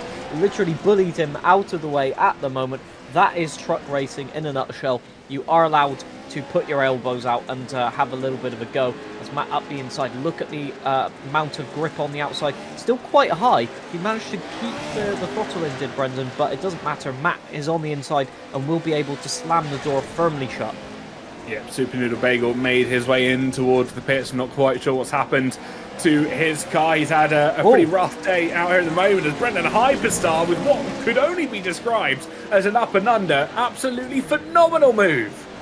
Well, yeah, caught me by surprise. I thought, oh, he's not going to get traction off of that one. Matt decides, hey, if you can do it, I can do it better. And Brendan's going to keep the throttle in, but he's done it. So both of them have pulled off the exact same move on each other in 2 corners. Impressive racing. This is exactly how aggressive racing should be involved, especially in cars and trucks like this. They can sustain the little taps, the little whacks that you throw at them. They are more than happy to throw it down the inside, and we're seeing moves thrown left, right and centre. Matt212 said on that safety car restart, "Don't spin me, I'm on my villain arc," and I think we're seeing what he meant. What, did you see the grip that he got on the inside there? Just chucking the wheel over the bank. That might be the winning strategy if you are fighting for position. Just to get the traction, you can see Matt's finally understanding you've got to drive it in a little bit deep, but just enough so you can keep the car moving. If you get the car stopped on the apex, that's when you lose a lot of speed. So let's see here if they can really do it. Well, it looks like they were getting it turned in okay. And Kamikaze is catching Aerotech. He might run out of laps. I don't think he will. But Aerotech now a little bit under pressure as the gap to Ryan increases, but it's now only 1.4 seconds to the lead. 3 laps to go when we cross the line, and the gap is 1.5 seconds for Kamikaze. Last lap was 0.2 quicker. Let's see what it was at the last split across. It's 2.5 tenths. According to my maths, he's not going to be quick enough to catch up to Aerotech if he continues at the same pace. He crossed the line with about 0.3 gap between himself and Aerotech, but you never know. We have seen mistakes leading into final laps. Aerotech has been known to sometimes make mistakes when trying to drift and swing along, and Aerotech at the moment has control. We've got 3 to go. 54, 55 and 56. You can count them down on your hands, ladies and gentlemen, and it will be Aerotech that has control over Kamikaze.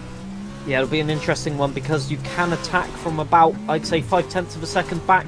You can steam up the inside and hope that the other driver leaves you room. But then again, defending as well. You can drive it in deep with 0.5 advantage and just get the traction on the outside and ensure that a driver can never get alongside you. I think Kamikaze just looking around thinking, what can I do? What is the gap?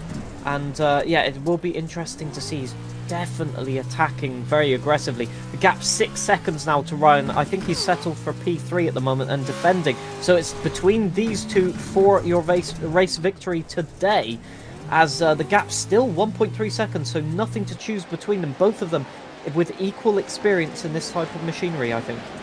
Yeah, last lap splits actually only put them about, what was that, 700ths of a second between the between the two drivers. It is still Kamikaze that's marginally quicker over lap 54, but you've got just over a lap to go of racing. Aerotech looks comfortable here in Nevada, and at the moment he will be looking to try and pull his way through. He's done 22 laps on these tyres compared to the 25 of Kamikaze. The lap times are looking quick. He looks in control. He's very comfortable in these conditions where the grip doesn't seem to be with him. Drives it in deep, hopes it sticks, and it certainly is sticking for Aerotech at the moment. You can see the posture change as he tries to come to what could be happening here in the iRacing Creator Series. Everyone else will be on the edge of their seat, seeing what is about to happen in front of them. He's got 2 corners to go here, and that's Super Noodle Bagel who finds himself up on the side of the barriers. Aerotech won't be too concerned about him though. And Kamikaze, I think, has had a mistake. Look at how far back he's dropped off, right at 83. Oh, he's passed him through, and Kamikaze's on the side of his car on the final lap of the race. It's all gone wrong for Kamikaze. Pushing too hard he was, but the spoils will go to the victor. It's Aerotech that's been picture perfect here this afternoon. He comes from a drifting background. He's drifted his way to the line now. Aerotech wins it. Aerotech wins it in Las Vegas. I'm speechless. What just happened to Kamikaze? Aerotech has done everything he needed to do, including showboating at the end. Ryan will get P2. Incredible stuff. Consistency with Ancephalosis leading for a majority of the race, but he's, well, Punju collecting. Yeah, we saw that coming. Yeah, we saw that one coming. Matt 212 collects. I think that was Brendan Hyperstars. No, El Sinjani. Everybody coming to blows at the end. And there's a lot of, I think, just argy-bargy going on, saying, you did it to me during the race, and I'll do it to you afterwards. But, yeah, very good driving from Ancephalosis. Punju managing to fend off Brendan Hyperstar as well. So wonderful stuff. Matt 212 managed to make up the position, so he did do well to his word right there. But what a disaster for Kamikaze at the end, it must be said. Maybe just attacking too much. But if I had a penny for every time a car had been stuck on the barrier on the last lap, I'd have 2 coins. And it's weird that it's happened twice.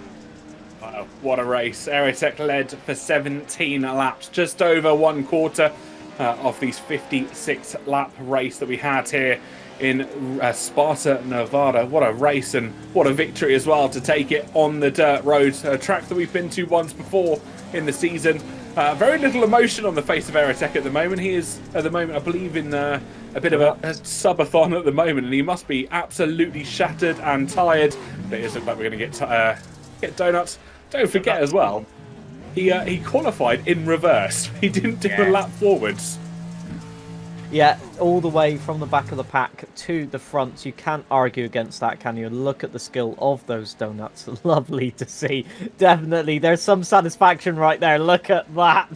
He definitely wanted that one. We knew he could do it, but whether he could do it right from the back of the pack was the question. The answer is a definitive yes. You don't see races that quite often are won from the back of the pack, and Aerotech today has proved that it is not only possible, but certainly plausible as well. What a way to win the race, and what a way to potentially try and announce your way in towards more dirt racing victories if we ever come back to these endeavours in this part of the racing calendar again. I'll hand it over to John to share the news. Well, according to the points that we have, Kamikaze is our champion, if I am correct in saying that. So, we've had people fight him the entire time of the season. We've tried everything from the driving point of view in terms of our drivers to give or bring the fights to him, let's say. But he's been so consistent. Unfortunately, this race, not really consistent, tagging the barrier, just getting a wheel up there. And it's ironic that I said consistency, just as that happened. But that wasn't enough to deny. And yes, that is an interesting statistic. I think possibly the only driver to have won the championship on his roof, apart from Sebastian Loeb. Well, yeah, of course, multi-disciplines that we're talking about there, but Kamikaze, what a way to win it. Not his first victory in the Creator Series, of course, not his first championship victory in the Creator Series. Has won a WRC title or 2, I believe, back in the day, if you remember or managed to catch any of those broadcasts. Super Noodle Bagel doing what I said could happen earlier, and actually getting beach with the rear wheels off the track or off the dirt surface. So I'm glad someone managed to experience what I had to. I just find it really frustrating now. Look at Kamikaze; he's trying so hard, and hoping that somebody pushes him back onto his wheels, and it just did not happen. But that is a way to win a championship, isn't it? It certainly is. And here's your full race results after 56 laps here at the Wild West Motorsport Park. It's Aerotech that wins it, 10 seconds ahead of Ryan L83, with Ancephalosis claiming the last of the podium places. He finishes in P3. Punji finishes 4th, with Matt 212 finishing in 5th after his Villain Arc era driving. Brendan Hyperstar, he may be the maestro at ovals. Unfortunately, couldn't translate that here to dirt roads this afternoon. Sparks flew as Sparks finished in 7th place, with Monkey Matt finishing just 1 place below his namesake in 8th place. Killer Cleo comes home in the top 10, a victory or a race result that she'll be happy with Kamikaze winning the championship from 10th place, and I believe a lap down according to that information. Els Indriani finishes in 11th, with Blueberry finishing in 12th place. Probably the best driving that I've seen on a pad all season long. Super Noodle Bagel, after trials and tribulations of driving on the dirt road, finishes in 13th, with El Taco Man finishing in 14th. And we've had a sneaky producer sneak in. He was 57 laps down, unfortunately, finishes 15th. The producer not doing very well this race, to be honest. I think finishing a lap further down in the entire race distance. Not the way that you'd like to see it through, but I can tell you what, we have got the man of the hour in, Mr. Aerotech. What a victory to take here at the Wild West Motorsport Park. Talk us through it. Yeah, it wasn't easy. I know if you talk to Kami, he'll probably have a bunch of, Kami-isms about it, but he kept me really honest there in the last run. We both decided early on when we saw kind of our times and everybody else's times, like, yeah, we could probably start 1st and 2nd and run away at the front, or we could try to make the broadcast and the race a little bit more interesting for everybody. So we both decided to start at the back. And it was really fun racing through. There's a lot of really good racing all over the field today, actually. It's trying to just show off dirt road and the trucks when they're driven right to as many people on the service as possible. That last restart, though, the track was super worn out, and I wasn't moving around a lot. And I started seeing Kami had a little bit of, I think, wheel damage from hooking the wall, and I was like, okay, well, he's catching me a 10th or 2 a lap. I got to start trying something different. Looked in the mirror, kind of saw he was entering more shallow into the corner to avoid the rubbered in area, and I moved the line around, and then going into the white flag lap, I saw we matched lap times, so I was like, okay, all I have to do is just hit my marks, and then unfortunately, I don't know if he just over-rotated or something there into turn 2, but just caught grip and hit the inside wall, and if you hit it right, you'll just roll over. He won the championship, though, apparently, so, I mean, I can't feel too bad for him, and as somebody who takes these trucks pretty seriously, I'm pretty stoked that we were able to not only just win, but like trying to show really good pace and drive away from the field. So you talk about the trucks and driving them correctly. Can you possibly explain to viewers what that means? Because it's quite a different driving style, quite technical, isn't it? Yeah, I mean, driving the truck is one thing, but it's racing that I was kind of more referring to. So to your point, what you really want to do, especially with the Pro 2 lights, is, I mean, you saw it in the last couple of laps, is you move the brakes all the way to the back, basically, and use it like a de facto handbrake, and back it into the corner, and then straight line on the exit to get as much exit speed, especially here. They're all hairpins. They're all pretty slow corners with significant straights after, so that's kind of the idea. But usually these cars or these trucks and officials are raced by, I don't want to say ill of anybody, but a lot of people who are learning, and it is a physical form of racing. There's bumping, you're just like moving around, and people get hit once and then just decide that you've wronged them and it's an ego thing and start throwing elbows back, and then it escalates into intent wrecking. But again, I mean, I do a lot of leagues in these trucks, the Pro 4 as well. Was part of the broadcast team for the Crandon Championship iRacing special event this year. When it's done right and everybody kind of understands that we're going to hit each other, but we're not trying to wreck each other, it is some of the, I was just telling Ryan the same thing, this is some of, if not the best and most fun racing on iRacing, period. You can lean on each other, you can get some body damage, and kind of just keep going. Even this hour-long race, which is pretty uncommon for these, ended up being a lot of fun. The track evolves, so you kind of got to move around. You can't stay on the same line the whole run. Obviously, again, if you were watching the last couple laps, you saw I was going into the corner a lot narrower to kind of avoid that rubbered in line.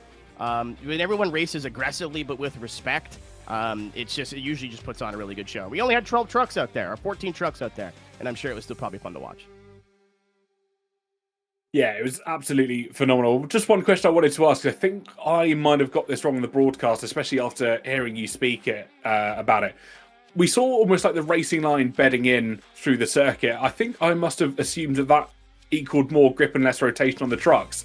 Is it actually somewhat of the opposite, that when it then beds in, you get a worse grip on the circuit?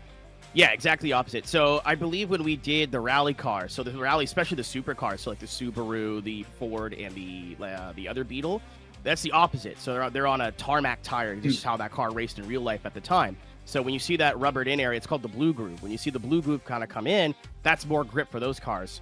For us in the trucks, the Pro 4, the Pro 2, and the Pro 2 Lite, these are dirt tires. So it's basically like ice. So again, if you watch the line that I was taking into turn 1, if I went on my traditional line, I'd just slide out wide. So what I was trying to do was turn in early, use the fresh dirt to brake, and then kind of tank that icy dirt in the middle, and then kind of go a little bit wider for an apex. Those who do dirt oval in either the sprint car side or the late model side will know this exact same thing. If it's the blue groove, it's just going to be super slick, and you kind of have to move around. And you can just tank it, you can't just drive through it and hope for the best. But I'm sure a lot of people at the end of the run too, especially in the midfield, were like, I got no grip, I have no turn in now. That was just the track wearing in. Well, you learn something new every day. Yeah, indeed. I was about to say it's a bit like in some terms drifting, where the grip changes over the course of the runs that you do. The track gets a little bit more rubbered in, but if you go off of that line, you can just ruin your entire run for instance. And I guess you had to use a lot of those skills as well to just get that perfect line every single time and be very adaptable. Yeah, there's a reason too why my truck looks the way it does. It's very inspired by. It's not inspired by. It's like a parody replica of Ken Nomura's D1 Grand Prix car, one of my favorite drivers growing up. For those who watched NASCAR Formula 1 and had heroes, D1 Grand Prix is that for me. So to be able to show off this livery again, shout out to Drive Through Designs, who made this livery for me a couple years ago. Davin, I hope you're having a great day wherever you are. Yeah, it's definitely, especially with the Pro 2s, which is why I like the rear-wheel drive stuff. Here in dirt, it is a lot of drift skill, especially going into the turn 1 where you're almost backwards and you're kind of just hoping that I can't see where I'm going. I'm on a single screen. I can't look to the right and see if I've overshot or undershot. I just hit the brake and guess. So it all worked out there at the end. But yeah, especially a lot of people I know who've come from sim drifting, usually we end up finding them in the the Pro trucks at some point. Yeah, amazing. Absolutely fantastic. Aaron, once again, congratulations on what was an outstanding victory here this afternoon. No words for me to say unless John has any further questions for you. Oh, I just want to say great driving, great consistency, thoroughly deserved. What more could you ask? And great donuts, by the way, at the end. Yes. Top job. Of course, I work broadcasting, and someone needs to do it. Someone needs to put on a bit of a show there at the end. Thanks to you guys as well for putting on the show.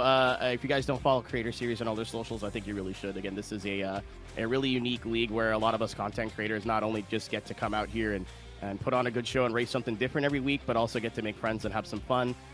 Gareth, you do a lot of really hard work behind the scenes, and he's been it's a passion project at this point. So to you guys as well for learning a new discipline of motorsport every week.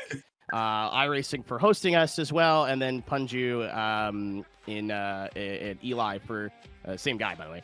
Eli for kind of doing a lot of logistical work and making the schedules and putting all his heart and soul into this. Thanks you guys very much for giving us a place to have some fun. Also, thanks for giving me a place to win, baby. Let's go! The TPP won. Give me the belt. Give me the belt. Let's go.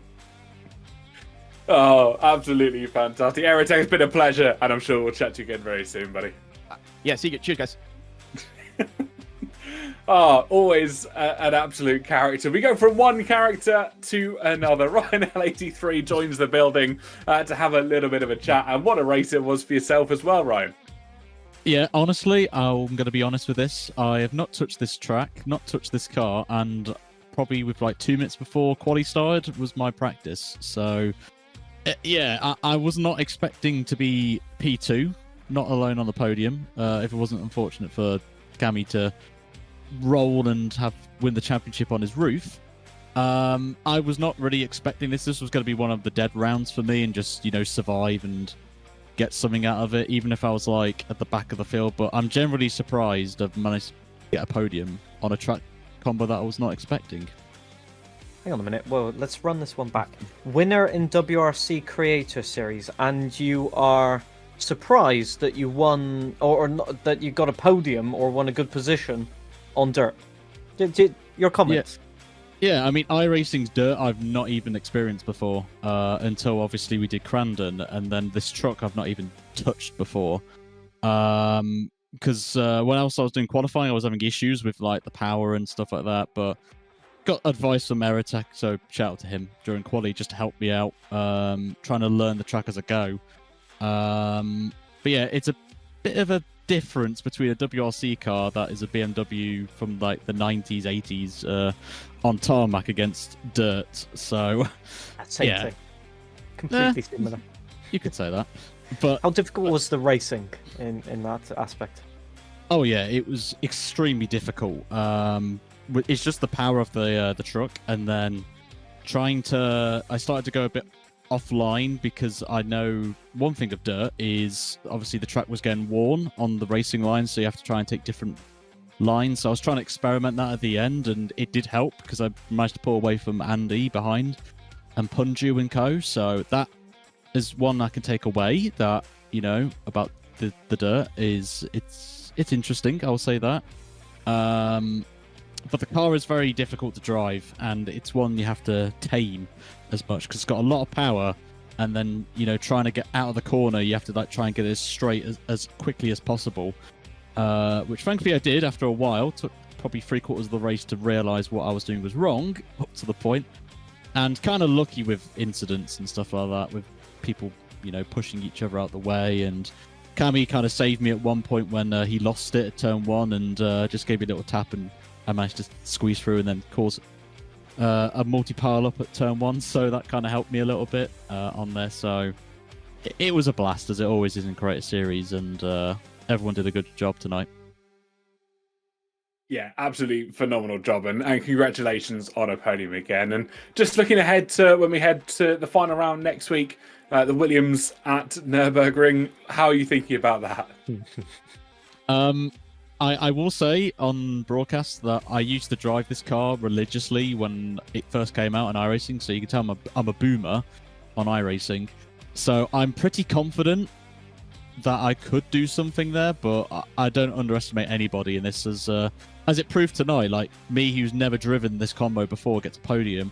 You could see someone, I'm trying to think, like, I don't know, a Clio coming through and winning the race on a track combo that she doesn't know, or Els or Punju, but one I will say as a dark horse is Matt 212, because he's also got the F1 experience, so he'll be one to keep an eye on for one. But I think this is probably my best shot of winning a race in Creator Series, but we'll see how we go. It's going to be a ton of laughs next week, and hopefully put on a good show for the finale of the first season on iRacing.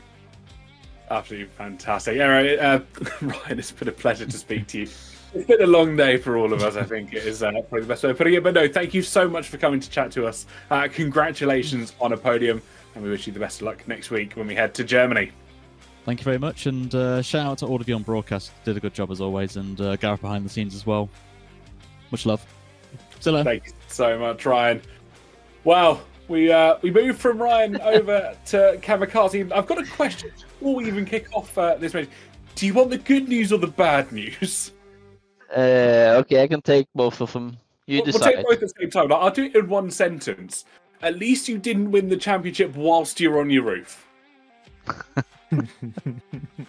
Good way of wording. We've had a lovely bit of Gareth's maths come into effect again today, and it's not the first time it's been some sort of a wild card. I think Gareth dutifully announced that you'd won the championship whilst on your roof, but alas, the math didn't work out.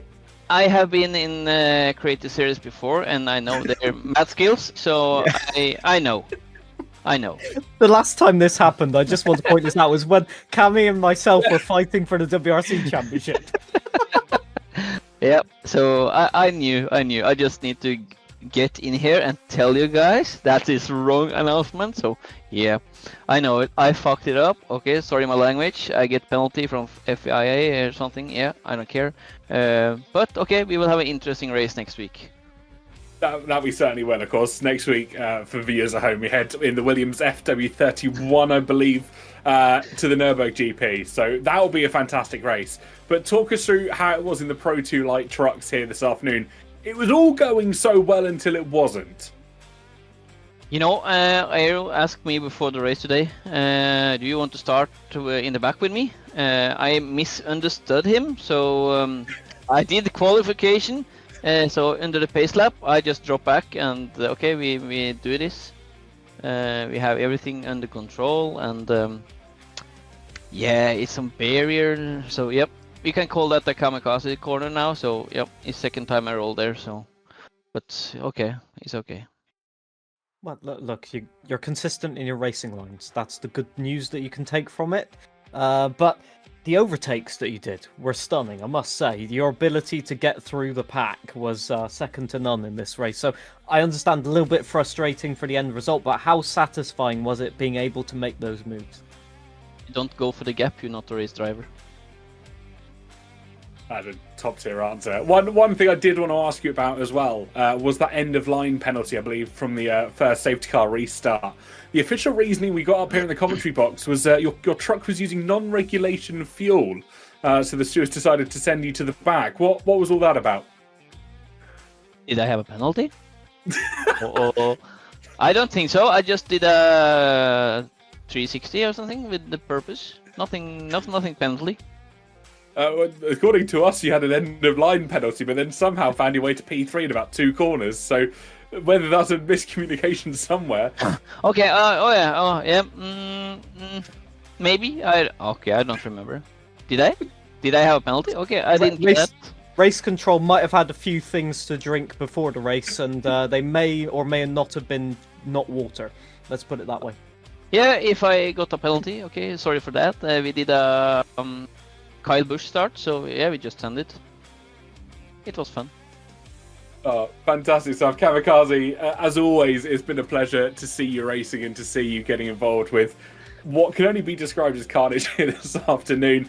Just quickly a look ahead to the Williams and the Nürburgring GP that we have next week for the final round.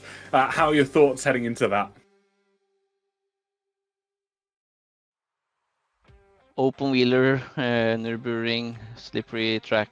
I don't know what the name is, but yeah, off camber turns. Formula 1 car. Yeah, I know Creator Series has been a fundamental theory about Formula 1, but yeah, I can't say I'm a fan. So yeah, don't expect much from me next week.